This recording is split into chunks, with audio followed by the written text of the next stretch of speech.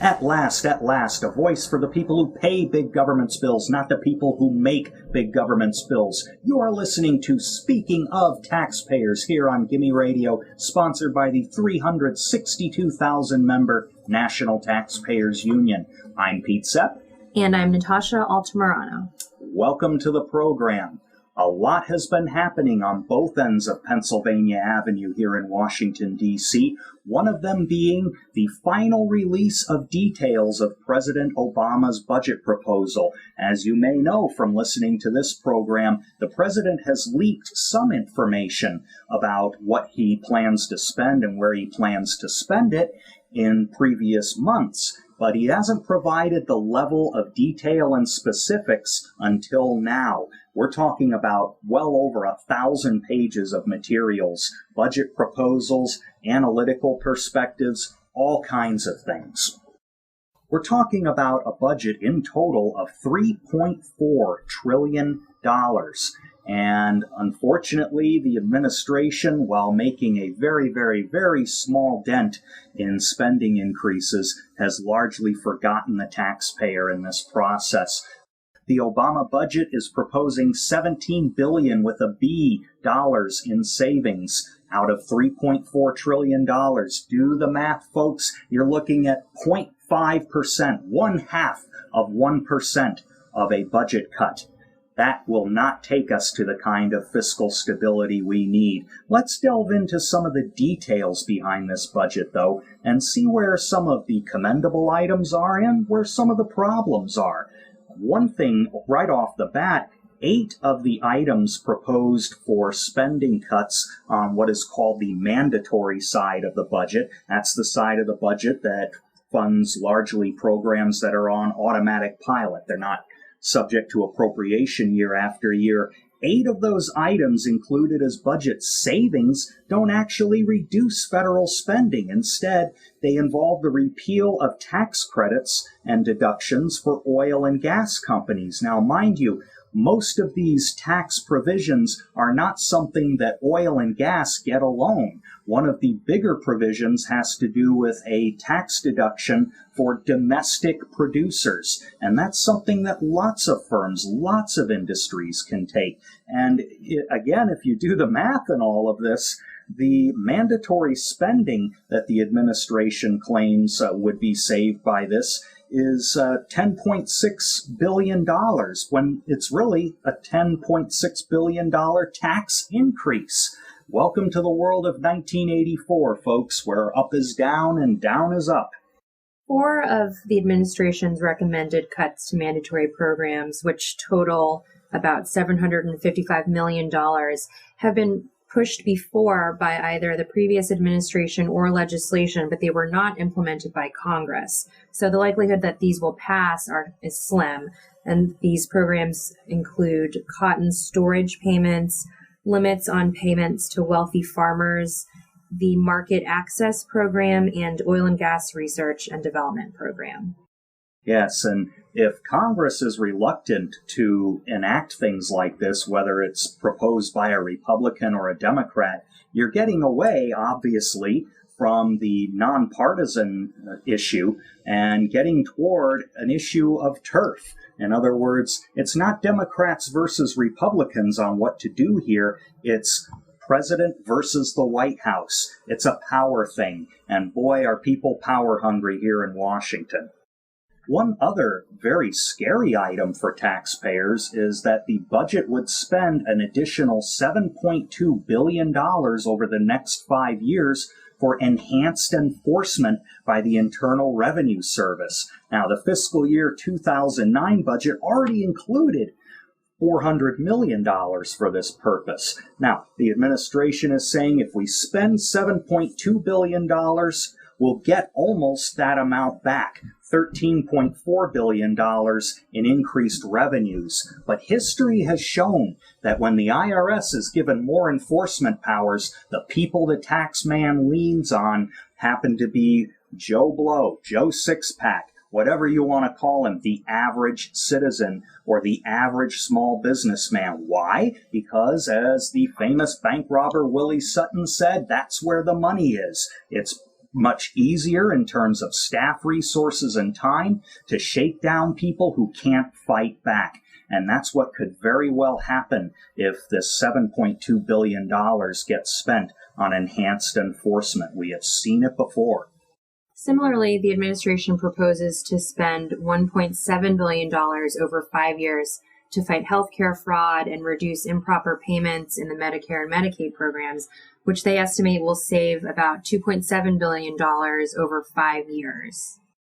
Now, that's not a fantastic ratio of money spent to money recovered. Interestingly enough, there have been pilot projects within Medicare to track down waste, fraud, and abuse in payments made between third parties and the government. They're called recovery audit contracts. These are private organizations that are hired by the government to scout out improper payments and try to help recover them. The ratio of this project is for every dollar spent on the contract and given to the private contractor, $15 in improper payments is identified.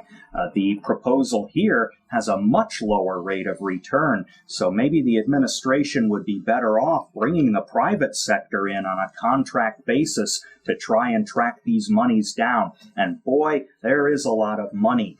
Just last month, the Government Accountability Office released a report that it does annually on improper payments throughout the federal government. I say throughout only with my tongue in cheek because some agencies have yet to be audited for improper payments, very big ones. But in the part that the GAO could audit, there's something on the order of $72 billion in improper payments. Think about that. Even if we could recover half of those payments, we would still have more savings per year in the budget than Obama's entire budget is proposing. Again, just go after the waste, fraud, and abuse, and you get twice the savings that Obama is proposing by reducing programs or increasing taxes. Boy, this government needs a shakeup. The largest savings that the Obama administration has proposed from mandatory items would come from the termination of what's called the Federal Family Education Loan Program, which they project would reduce spending by about $21.5 billion over 5 years. However, the savings would not actually result in a net decrease in spending because the administration plans to reallocate that money into the federal Pell Grant program. Yes, and whether you consider this to be a worthy policy or not, we think there's a whole lot of controversy surrounding this attempt to refederalize all of these family education loans. We think that just plowing the savings into other programs and boosting the spending on them certainly does nothing to address our mounting deficit, well over $1 trillion, and our escalating national debt. The accumulation of all those deficits, that's $11 trillion. We have to start looking at net savings even in areas like higher education, and perhaps especially in higher education. There is some evidence to suggest that increases in federal aid to higher education are simply swallowed deliberately by the higher education institutions. They know the money is coming, so they jack up tuition to reflect the increase. Students are no better off. Taxpayers are no better off. But I guess school administrators are better off. For more details on the administration's budget, as well as NTU's analysis, you can visit our website at ntu.org to view our full report looking at this budget. A lot of facts there, Gimme Radio listeners. If you didn't pick up all of them by ear, you can pick up those and more by eye. Like Natasha said, ntu.org. In this segment, we're going to talk about summer travel season, folks making plans to drive, fly, cruise, and otherwise visit far-flung and near-flung destinations. What in the world does this have to do with taxpayers? Well, Congress is involved in the Federal Aviation Administration Reauthorization Act of 2009. And just in time for travel season, the lawmakers are attempting to pass an increase in a ticket tax for air travel. Is that not right, Natasha? That's correct, Pete. It's something called the passenger facility charge, which would increase under this act from $4.50 per segment to $7 per segment. Based on GAO estimates, an increase from $4.50 to $6 would equal almost $1.3 billion each year, and a $7 maximum passenger facility charge could mean $2 billion more in taxes every year. Now understand that by per segment, we mean each leg of the flight up to 4 legs. So you could very well pay $28 total in the passenger facility charge alone on an airline ticket. That's not all you pay. There's the federal excise tax on airline tickets. There's a customs and inspection fee if you're on an international flight. There's an international departure and arrival fee, again, if you're leaving the United States. The tax burden can be astonishing. Even on an international ticket of below $500, you're almost certainly paying more than $100 in taxes. And forget about domestic airfare, the burden is even worse. Isn't that correct? You bet, Pete. Increasing the maximum passenger facility charge to $7 per passenger would be a 55% increase versus today's level. That's about $112 in taxes for a family of 4 trying to afford a vacation. On a $300 ticket, that means PFCs and other taxes would comprise 23% of the ticket price.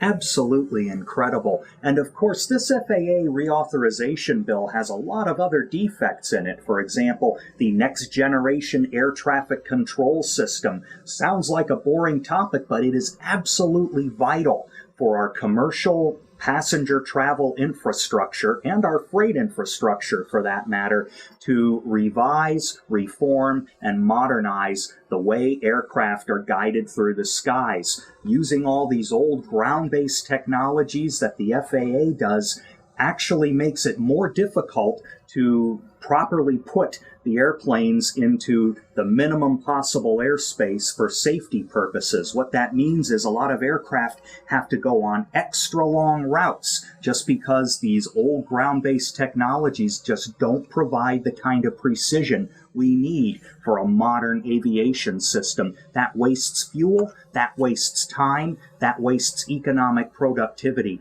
And this bill, unfortunately, just has a whole bunch of muck in it that would study the problem, that would put reservations on implementation of the system. Not a good idea. Next generation air traffic control needs to move forward now. Increasing this charge for passengers wouldn't even do anything to help the struggling aviation industry, would it, Pete? No, absolutely not. When you raise the cost of travel, of course, you discourage people from traveling. And this is one of the worst possible times to do that. The economy is already sagging. The aviation industry accounts for something like $1.1 trillion in economic activity and about 10 million jobs. You do something to hurt that industry by saddling it with a new tax, you're saddling the entire economy with a new burden, one that only adds to the troubles we're currently experiencing. Some members of Congress will argue that this increase is needed in order to fund airport projects and improvements, but in reality, airport revenues totaled about $12.7 billion in 2007, which should be sufficient to fund necessary projects. Yes, absolutely. Anything concerned with safety or capacity can be adequately funded with what we have now. One clue to the lack of necessity for this PFC increase is in the way that members of Congress want to allow airport improvement funds to be used. They want, for example, to allow bike racks to be installed at airports. Now, I've got nothing against bicycling, but who in the world would strap their luggage onto the back of a bike and pedal all the way to the airport? Not many folks. The recently passed stimulus bill also provides an additional $1.1 billion in airline improvement projects, so that should help take care of some of these needs as well. Absolutely. Now, This bill is currently being considered by the House of Representatives. The National Taxpayers Union has sent an open letter to Congress saying, rethink these provisions, ditch the passenger facility charge, work harder on next generation air traffic control, don't give in to the airports that want more funding for pork barrel projects. What the Senate will do, nobody knows, but this is likely to be a contentious battle going into the summer. Well, we're moving from one contentious battle to another issue that should be contentious here on Speaking of Taxpayers on Gimme Radio, sponsored by the 362,000-member National Taxpayers Union. I say should be contentious because this is one of those issues that taxpayers are rarely informed of, and members of Congress would like it that way. What we are talking about here, nuclear waste cleanup. Before you switch the dial, before you turn to something else, realize this is a huge taxpayer issue. A number of plants during the Cold War that made nuclear weapons had to be shut down. Many of the items in those plants and the plants themselves were contaminated by various nuclear materials, and so a lot of contractors have been hired to clean them up. 22 sites in total. The cost to clean them up, $180 billion, as originally estimated 2 years ago.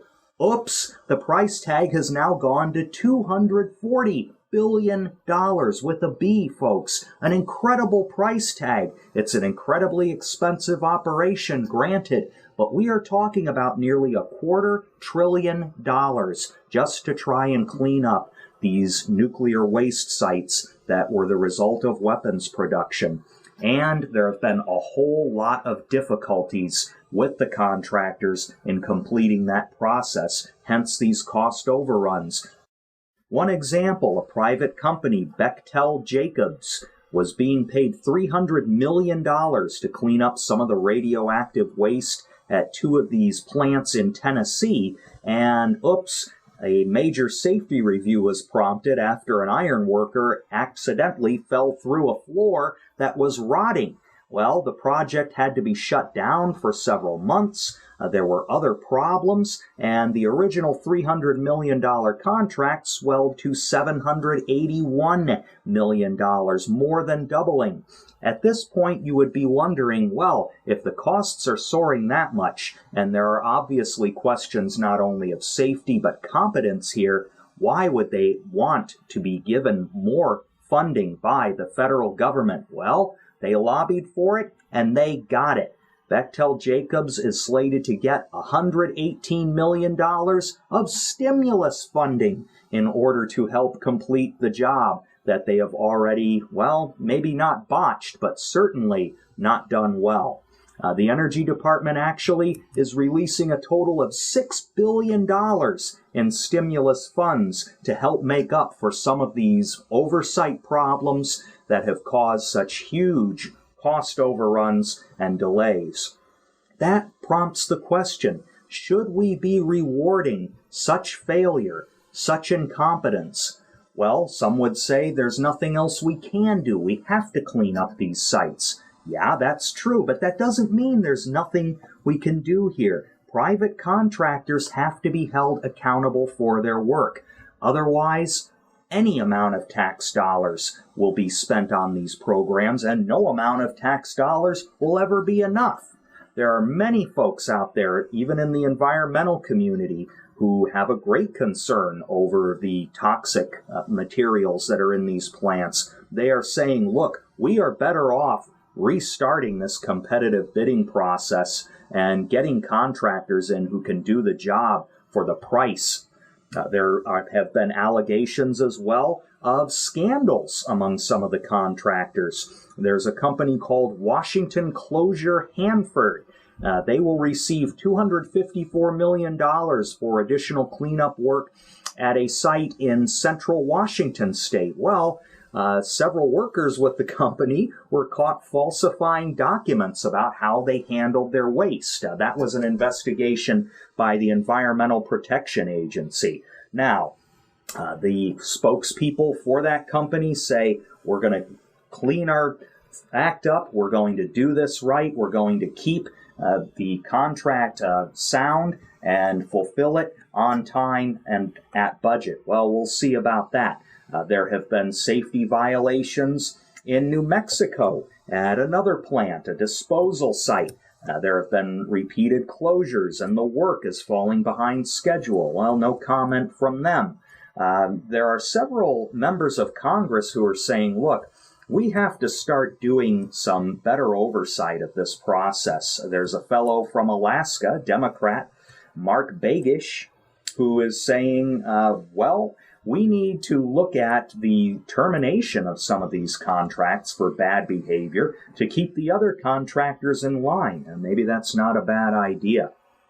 In any case, a lot of this information has been unearthed by the Washington Post. Many people will say, oh, goodness, that liberal newspaper. Well, in this case, I think they've done a public service, because what we're talking about here is a whole lot of tax dollars that most of us have never even known about. Environmental cleanup, folks, does not come cheaply with substances like these, but that doesn't mean taxpayers should be abused. A $180 billion project that's already climbed to $240 billion doesn't deserve billions more in stimulus money just as a reward for past mistakes. That's our outrage of the week. We hope you'll agree. Well, even if you aren't ticked off about what you just heard in the Outrage of the Week segment, Gimme Radio listeners, you probably will be heartened, at least, to hear that some ticked-off folks across the pond have done good on behalf of taxpayers. I'm talking about England, in which several of our taxpayer allies have caused a great stir over expenditures on the part of politicians. The Speaker of the House of Commons, Michael Martin, has resigned because of a scandal over politicians' expense accounts. This, according to the Washington Post, is the first time in more than 300 years that a person in that powerful of a political post has been ousted. That's an incredible feat. And while some people say, gosh, what a horrible thing to have this man's career destroyed, well, when you take a look at the evidence, there is unfortunately a lot of reasons why he should have resigned.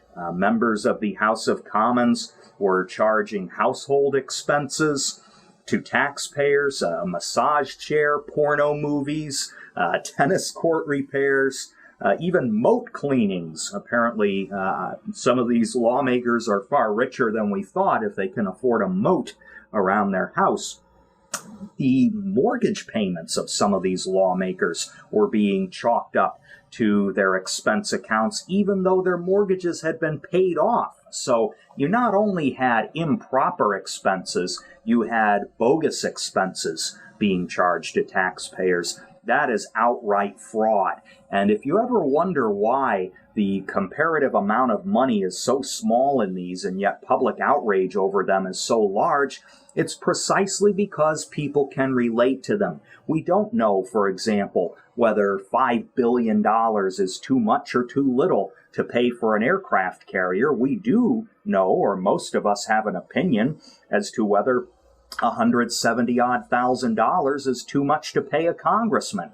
So it is the size of these expenditures, their comparative smallness, that actually makes people think large about them. And it also sets a precedent. We cannot allow politicians who profess to be fiscal conservatives, who profess to care about taxpayers in the overall budget, to spend so freely and recklessly in their own budgets. So those were the details behind Mr. Martin's resignation. But who were the people behind the details? Well, that happened to be some of the folks from the Taxpayers Alliance, our allies in England, a citizen group formed very much along the lines of the National Taxpayers Union to look at examples of waste, fraud, and abuse in government. They have been investigating everything from welfare expenditures to the expenditures of politicians to tax rates by local councils, and they have made an excellent dent in the lack of accountability of public officials. And we thank the Taxpayers Alliance for working so hard on issues like these, because they are forcing politicians to work for taxpayers rather than for special interests. And this highlights, of course, another reason why our National Taxpayers Conference here in the United States is so important. These folks with very little resources started a group in England, and they are changing the very foundation of politics. We need that kind of activity here in the United States. We've had a lot of it. We need more of it. And National Taxpayers Conference is the way to do it. Is that not right, Natasha? That's right, Pete. Our conference will take place June 11th through 13th here just outside the nation's capital in Crystal City, Virginia. You can find more information on NTU's website, ntu.org. We've just confirmed a lineup of speakers ranging from Senator John McCain, former presidential candidate from Arizona, to Marsha Blackburn, a congresswoman from Tennessee and a longtime taxpayer friend, John Fund from the Wall Street Journal, Dan Mitchell from the Cato Institute, Congressman Tom Price, the head of the Republican Study Committee, Mike Pence, congressman from Indiana, and a host of others. Is that not right, Pete? You betcha. And the goal here, again, is to shake the political establishment to its very core. And you might say, well, some of these guys are part of the political establishment. I would beg to differ. Many of these lawmakers are in the maverick mold.